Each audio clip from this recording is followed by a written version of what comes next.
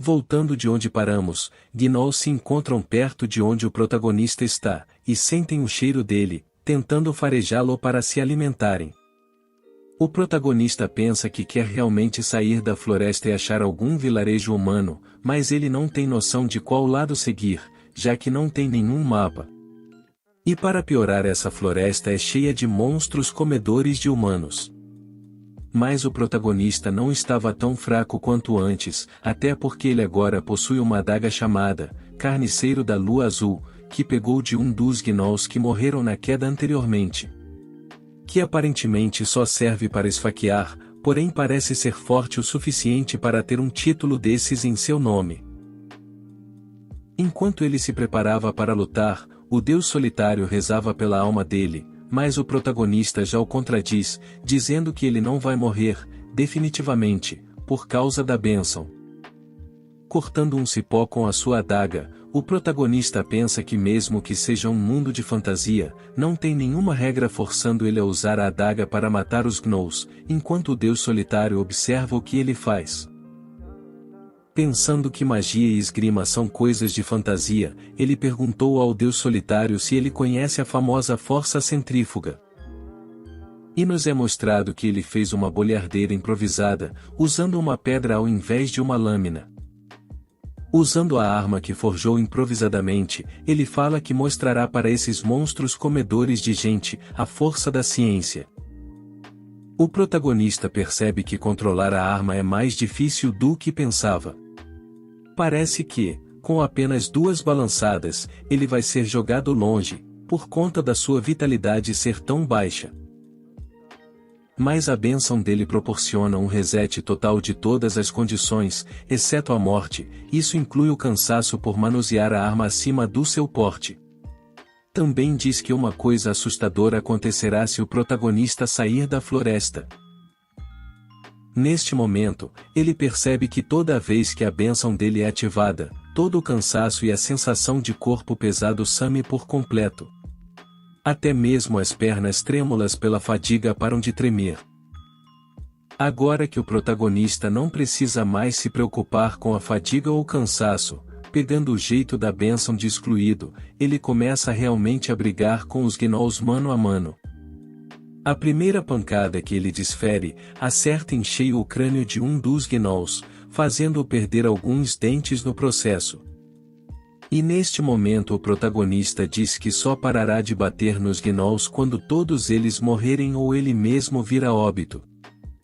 Resumindo, o protagonista irá lutar contra os inimigos, sempre estando à beira da morte. Mas sempre se recuperando e lutando como uma máquina perpétua. E os gnolls esperam ele ficar cansado para baterem-no, sem saber da bênção que ele possuía. Neste momento, o protagonista para por um instante, e os gnolls avançam, pensando que ele tinha se cansado da luta. Mas quando chegam perto o suficiente, o protagonista continua os atacando, dizendo que caíram no truque dele. Na cena seguinte, vemos o nosso prota com todos os gnolls deitados, já sem vida no chão. Enquanto ele permanece com uma postura imponente em meio deles. Depois de ver do que o protagonista é capaz, o Deus Solitário aumenta as expectativas em relação a ele. O protagonista vê que dentre os gnolls mortos, um estava se fingindo. Então, ele aproveitou a oportunidade para obter informações daquele gnoll, pedindo educadamente, ele perguntou onde fica a aldeia de humanos mais próxima. Neste momento, o protagonista pensa que essa foi uma pergunta inútil, já que pensava que os gnolls eram criaturas sem inteligência. Porém, para sua surpresa, com medo, o gnoll se surpreendeu por ouvir o protagonista falar o idioma dele e apontou uma direção. Após receber a informação, o protagonista continua com o interrogatório e pergunta de que raça é o monstro. Ele com dúvida, pergunta se o prota é burro, e ele diz para responder adequadamente, se não quiser morrer. Ele então, responde a pergunta, dizendo ser um gnoll, e pergunta se o prota poupará a vida dele se responder tudo. O protagonista agradece o gnoll por dar as informações. E logo após o finaliza com uma pedrada na cabeça, despedindo-se dele. O protagonista pensa que nunca disse que os pouparia, só que não torturaria ele. O Deus Solitário diz então que desconfia do monstro em específico ser um gnoll, mas o protagonista o repreende e diz que foi ele quem descobriu isso. O protagonista pensa que, nos jogos onde jogava, os gnolls eram monstros mais fofos e menos ameaçadores. Aqui nos é mostrado um resumo, dizendo que eles são um monstro bípede que de vez em quando aparece, mas normalmente é descrito de forma que pareça com uma hiena, por causa das configurações dos jogos, e se pergunta se a diferença gritante do jogo para a realidade são as dimensões, do 2D para o 3D. O Deus Solitário enfatiza que, ao menos os bebês gnolls são fofos. E o protagonista agradece pela informação inútil e, olhando para a janela de status, pergunta o porquê de não subir de nível, mesmo matando tantos monstros. E então corta para o templo de invocação, com o príncipe dizendo que o treinamento oficial dos heróis começará no dia seguinte. Ele novamente enfatiza aos heróis que ele ensinará esgrima, enquanto a princesa ensinará magia, dizendo que eles podem escolher qual se adequa mais ao estilo deles. Entretanto, o tirado herói pergunta se poderia aprender os dois simultaneamente, e o príncipe concorda, avisando que poderia desistir caso achasse difícil demais. Porém ele afirma que isso não acontecerá, e o príncipe diz que acredita nele. Porém, outros alunos perguntam se podem não participar de nenhuma aula. E o príncipe diz que tudo bem, pois esgrima e magia não são as únicas coisas a serem treinadas, e que podem fazer como preferirem. O Dorminhoco então faz uma pergunta ao príncipe: então quer dizer que podemos sair do castelo quando quisermos? O príncipe responde afirmativamente, e questiona se alguém tem mais alguma pergunta. Ele responde que não, dando uma risadinha. Com isso, ele chama a atenção de um deus imaturo, que demonstra interesse nele. Agora em seus aposentos, dentro do castelo, o Dorminhoco pensa que o treinamento não tem sentido, já que o bônus de ter uma habilidade incrível e roubada já é um caminho por si próprio, que se constrói totalmente sozinho. Enquanto pensa sobre isso, ele fica fantasiando um harém só para ele, dizendo que enquanto eles fazem o treinamento chato, ele irá se tornar o personagem principal e conquistar várias garotas. Já no dia seguinte, o príncipe aparece dando instruções para aqueles que querem ser cavaleiros ou cavaleiras, seguirem ele. Também diz que se não gostarem do caminho de um cavaleiro, podem desistir, se for o caso. Os alunos ficam perdidos, porque não foi-lhes dito nada sobre quem deseja aprender magia. Todavia, ele já explica que a pessoa responsável pela orientação, a princesa, bebeu demais na noite passada.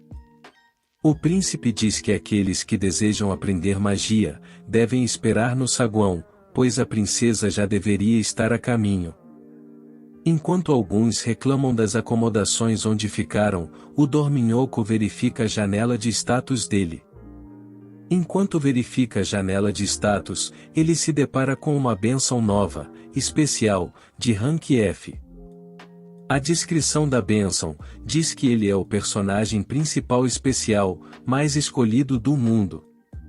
E que somente ele conseguiria ver e sentir a bênção especial. Depois de ler as informações, ele já fica de ego inflado, dizendo que a resposta do pensamento que teve na noite anterior já estava em frente dele no momento. E alfineta o metido herói, dizendo que ele se acha tão especial, mas não tem a bênção que ele, agora, possui. E o deseja boa sorte. Saindo do templo, ele diz que o metido herói pode se esforçar ao máximo, mas nunca vai superá-lo, pois ele tem a bênção especial. No máximo ele poderia servir como um rival mais fraco. Depois de sair do templo, ele se direciona a uma das praças da cidade de Prologina, cidade do templo.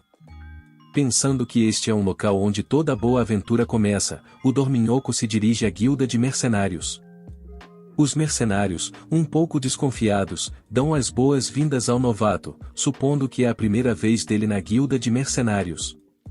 E perguntam o que o traz à guilda. Direcionando-se à recepcionista, ele diz que tem vontade de se registrar como um mercenário. Ele diz que se registrar na guilda é o melhor método para não se envolver com NPCs ruins, já que nas guildas existem pessoas experientes. Quando alguém chama a sua atenção e diz que este local não é um lugar para alguém como ele estar, e se está tão ansioso assim, por que não morrer logo? Então nos é mostrado que quem nos fala é uma mercenária, que diz para ele parar de falar merda e voltar logo para a cidade de onde veio. Ela também argumenta que já se cansou de ver entusiastas como ele morrerem por irem em aventuras despreparados, e morrer por conta do desespero, não sabendo lidar com a situação. Vendo a garota bonita em sua frente, ele pensa que aqui está o resultado da bênção de especial.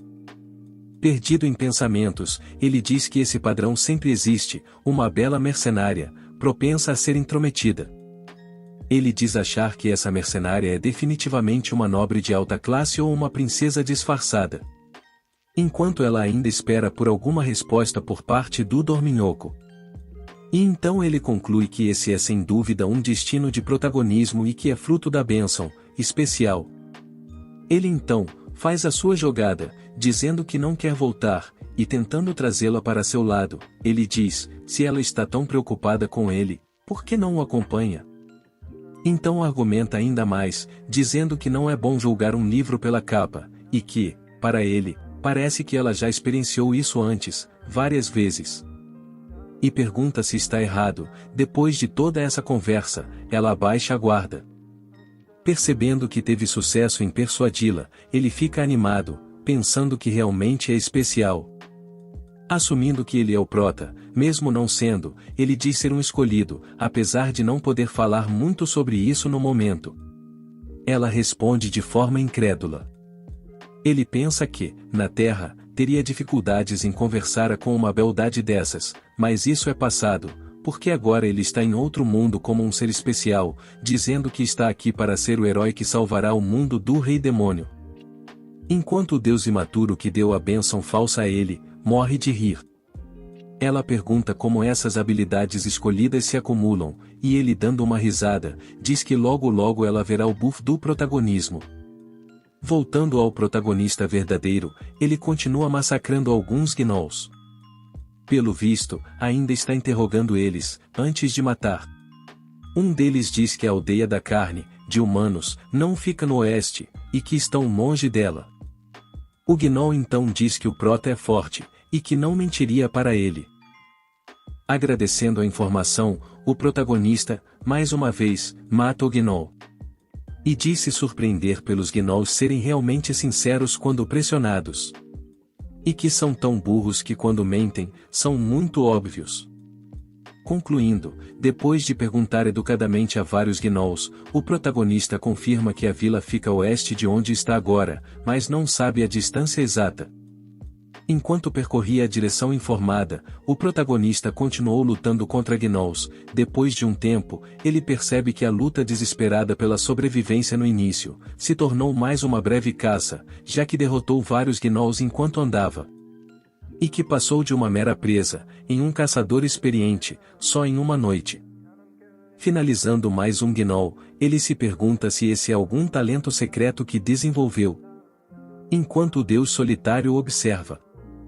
Pensando um pouco, ele entende que nunca teria aprendido a lutar tão rápido se não fosse a bênção de excluído, que lhe permitiu manter a compostura e o bem-estado físico enquanto lutava e aprendia, já que não enlouquecia por estar sendo ferido constantemente. O protagonista pergunta ao deus solitário o quão longe deve estar a vila, e que não vê a hora de se encontrar com os nativos deste mundo. Porém vemos que ele não gosta da ideia do protagonista encontrar-se com outras pessoas.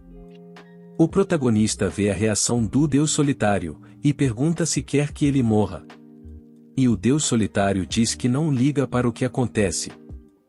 Descontraídos com a conversa, um gnoll espreita o protagonista, mas ele percebe antes de ser atacado. E com toda a experiência das lutas passadas, ele rapidamente mata um dos gnolls com uma estocada. E ele reclama que não importa quantos gnolls ele mate, eles não param de aparecer. Matando todos os gnolls que estavam com ele, no momento, desferindo vários golpes simultâneos. Mas ele percebe que, mesmo ficando mais forte, o nível dele ainda continua estagnado no 1. Ele raciocina que matou diversos gnolls de nível mais alto que o dele. Então ele percebe que o Deus Solitário está inquieto, porque talvez saiba de algo. Mas aparentemente não foi isso que chamou sua atenção, mas sim, algumas vozes que ele não entendia o que diziam, por conta da maldição que diz, não entender raças amigáveis, e entender as raças hostis. Ele se pergunta se são fadas de novo, e se aproxima com cuidado, para tentar ver quem são. Se aproximando com cautela, por conta da raça amigável anterior a tirar flechas nele mesmo sendo perseguido por monstros, ele espreita e se surpreende. Pois o que encontrou agora são, na verdade, humanos. Ele verifica os equipamentos deles e confirma serem 2 espadachins e uma arqueira. Quando a percepção da arqueira é ativada e ela percebe o protagonista. E então, rapidamente atira uma adaga na direção de onde sentia a presença, mas acaba errando e atingindo o tronco da árvore, surpreendendo o protagonista. Pensando no que fazer. Enquanto os mercenários estavam em guarda contra o protagonista, ele tenta explicar, esquecendo que ambos não se entendiam. Com uma decisão rápida, ele percebe que não podem trocar palavras e esconde sua adaga, tentando uma abordagem mais pacífica.